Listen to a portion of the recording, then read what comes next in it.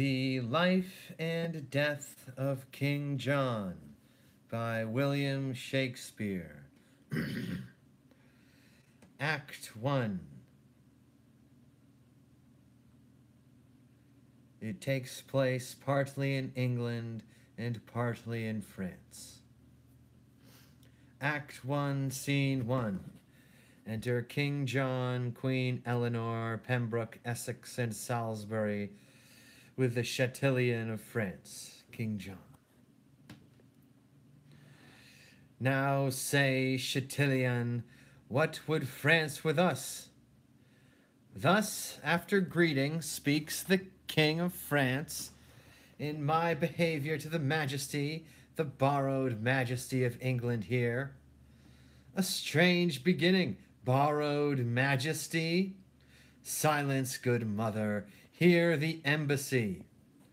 Philip of France, in right and true behalf of thy deceased brother, Geoffrey's son, Arthur Plantagenet, lays most lawful claim to this fair island and the territories, to Ireland, Poictiers, Anjou, Touraine, Maine, desiring thee to lay aside the sword which sways usurpingly these several titles, and put the same into young Arthur's hand, thy nephew and right royal sovereign. What follows if we disallow of this? The proud control of fierce and bloody war, to enforce these rights so forcibly withheld. Here we have war for war and blood for blood, controlment for controlment.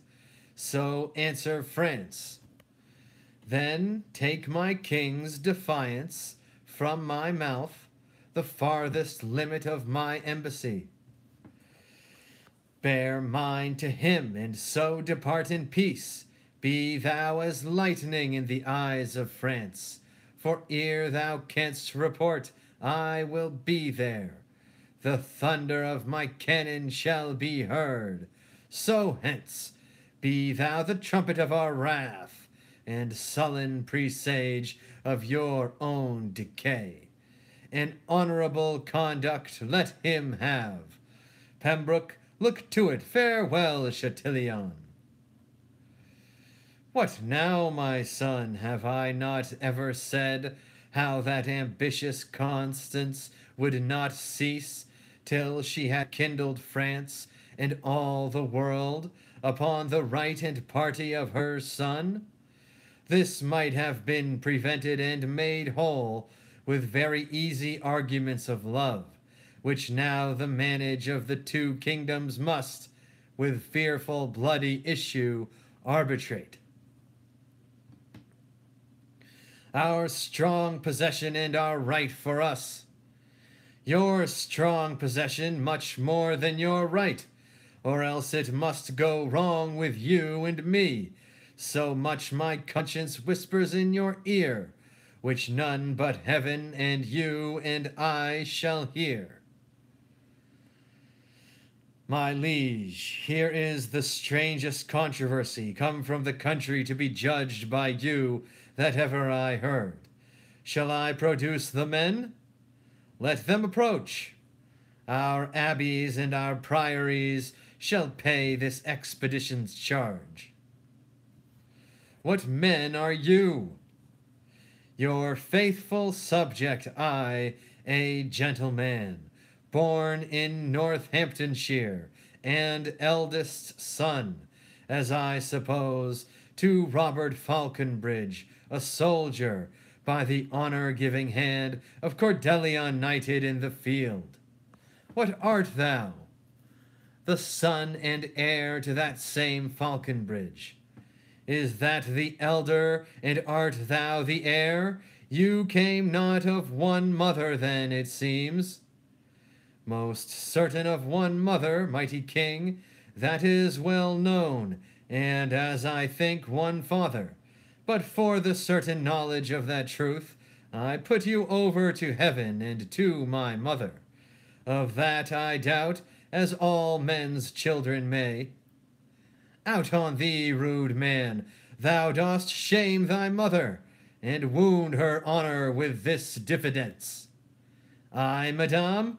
No, I have no reason for it. That is my brother's plea, and none of mine. The which if he can prove, pops me out, at least from fair £500 a year. Heaven guard my mother's honor, and my land. A good blunt fellow, why, being younger born, doth he lay claim to thine inheritance? I know not why, except I get the land. But once he slandered me with bastardy. But wherever I be is true begot or no, that still I lay upon my mother's head, but that I am as well begot, my liege. Fair fall the bones that took the pains for me. Compare our faces, and be judge yourself.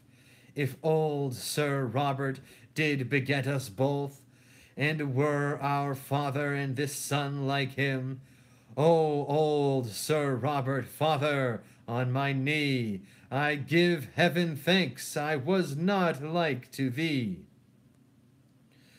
Why, what a madcap hath heaven lent us here! He hath a trick of Coeur de Lion's face, the accent of his tongue affecteth him. Do you not read some tokens of my son in the large composition of this man?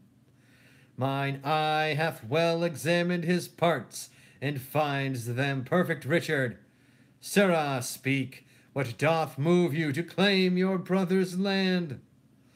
Because he hath a half face like my father. With half that face would he have all my land. A half-faced groat, £500 a year. My gracious liege, when that my father lived, your brother did employ my father much. Well, sir, by this you cannot get my land.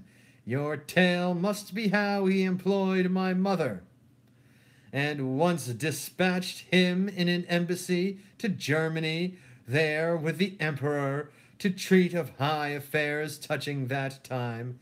The advantage of his absence took the king, and in the meantime sojourned at my father's, where how he did prevail I shame to speak, but truth is truth. Large lengths of seas and shores between my father and my mother lay, as I have heard my father speak himself, when this same lusty gentleman was got. Upon his deathbed he by will bequeathed his lands to me, and took it on his death that this my mother's son was none of his, and if he were, he came into the world full 14 weeks before the course of time. Then, good my liege, let me have what is mine, my father's land, as was my father's will. Sirrah, your brother is legitimate. Your father's wife did after wedlock bear him, and if she did play false, the fault was hers, which fault lies on the hazards of all husbands that marry wives. Tell me, how if my brother, who, as you say, took pains to get this son, had your father claimed this son for his? In sooth, good friend, your father might have kept this calf bred from his cow from all the world. In sooth he might. Then if he were my brother's, my brother might not claim him, nor your father, being none of his, refuse him. This concludes, my mother's son did get your father's heir. Your father's heir must have your father's land. Shall then my father's will be of no force to dispossess that child which is not his? Of no more force to dispossess me, sir, than was his will to get me, as I think. Whether hadst thou rather be a Falconbridge, and like thy brother to enjoy thy land, or the reputed son of Coeur de Lion, lord of thy presence and no land beside? Madame, and if my brother had my shape, and I had his, Sir Robert's his like him, and if my legs were two such riding rods, my arms such eel skins stuffed, my face so thin, that in mine ear I durst not stick a rose, lest men should say, Look where 3 farthings goes. And to his shape were heir to all this land, would I might never stir from off this place. I would give it every foot to have this face. It would not be Sir Nob in any case. I like thee well. Wilt thou forsake thy fortune? Bequeath thy land to him, and follow me? I am a soldier, and now bound to France. Brother, take you my land, and I'll take my chance. Your face hath got £500 a year, yet sell your face for 5 pence, and 'tis dear. Madame, I'll follow you unto the death. Nay, I would have you go before me thither. Our country manners give our betters way. What is thy name? Philip, my liege, so is my name begun. Philip, good old Sir Robert's wife's eldest son. From henceforth bear his name whose form thou bearest. Kneel down, Philip, but rise more great. Arise, Sir Richard, and Plantagenet. Brother, by thy mother's side, give me your hand. My father gave me honor, yours gave land. Now blessed be the hour by night or day, when I was got, Sir Robert was away. The very spirit of Plantagenet. I am thy grand aim, Richard, call me so. Madame, by chance, but not by truth, what though? Something about a little from the right, in at the window or else over the hatch, who dares not stir by day must walk by night, and have is have, however men do catch, near or far off, well won is still well shot, and I am I, whoever, however I was begot. Go, Falconbridge, now hast thou thy desire. A landless knight makes thee a landed squire. Come, madame, and come, Richard, we must speed. For France, for it is more than need. Brother, adieu, good fortune come to thee, for thou wast got I the way of honesty. A foot of honor better than I was, but many foot of land the worse. Well, now, can I make any Joan a lady? Good den, Sir Richard, God a mercy, fellow, and if his name be George, I'll call him Peter, for new-made honor doth forget men's names. 'Tis too respective and too sociable for your conversion. Now your traveller, he and his toothpick at my worship's mess, and when my nightly stomach is sufficed, why, then I suck my teeth and catechize my picked man of countries. My dear sir, thus leaning on my elbow, I begin. I shall beseech you. That is question now. And then comes answer like an Absey book. Oh, sir, says answer, at your best command, at your employment, at your service, sir. No, sir, says question. I, sweet sir, at yours. And so ere answer knows what question would, saving in dialogue of compliment, and talking of the Alps and Apennines, the Pyrenean and the river Po, it draws toward supper in conclusion so. But this is worshipful society, and fits the mounting spirit like myself.